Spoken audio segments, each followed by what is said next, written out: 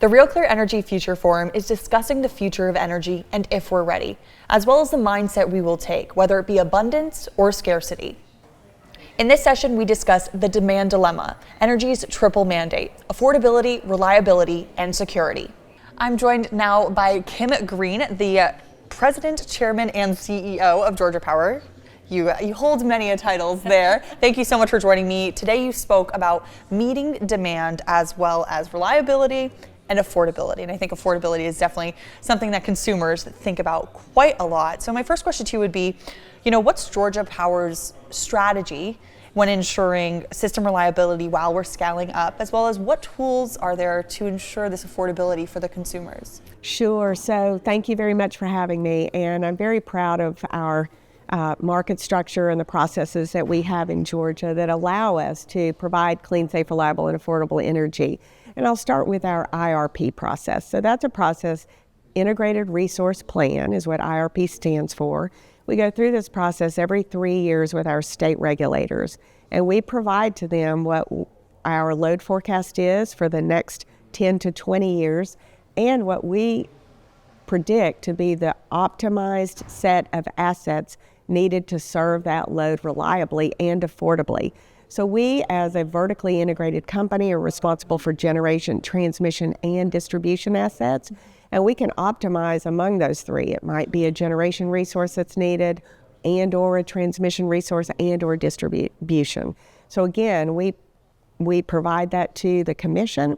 We work with them and interveners over, it's a public process over several months, and we end up with a result that provides over the longest term, the lowest cost of service. And so that really helps us keep rates lower since we go through this very public process, provides reliability and affordability. And then certainly for customers who may be looking for something like energy efficiency or energy assistance, we provide all kinds of tools to our customers to help them keep their energy costs low, and even when times are tough, to help make the payment for them.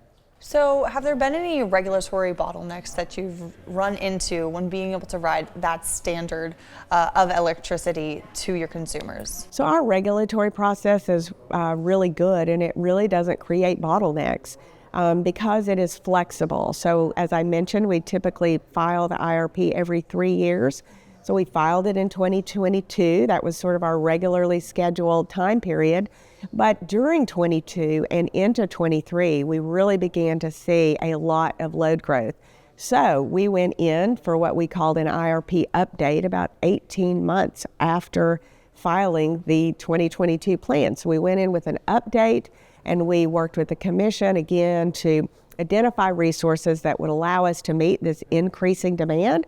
And so it's a process that works, it's well tested, and again, provides our customers with what they need. And we're so excited to be able to meet this economic growth in a way that helps our customers with their desire to get their process or their manufacturing facility online quickly so that they can provide product to their customers. How would you speak of the resiliency of the grid, as well as while we're looking towards the future and all the scaling up that's likely to take place? Right. So grid resilience is of utmost importance to us.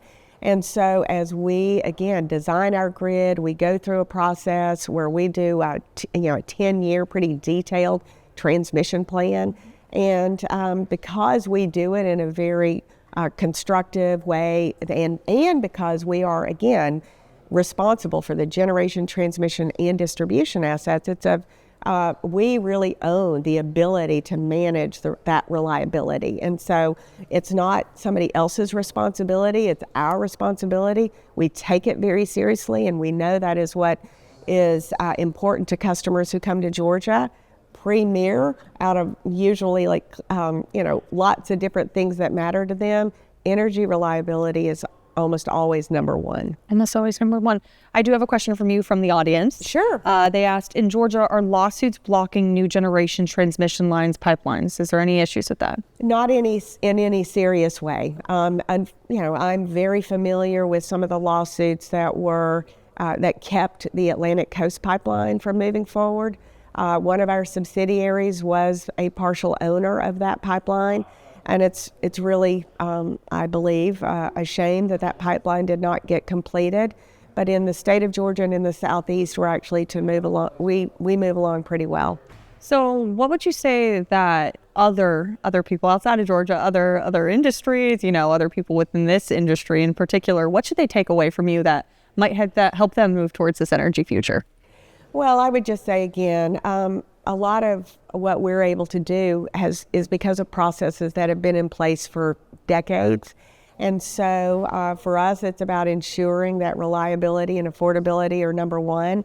That vertically integrated model allows us to do that. And, we also believe in this diverse portfolio of assets in terms of nuclear, coal, natural gas, hydro, solar, batteries. It really takes everything to provide that inertia and frequency response to maintain a stable grid. All of those things matter to us, and so we're just proud to be able to, we believe, run our system among the best in the country and maybe even the world. Fantastic, and thank you so much for your time. Thank you very much.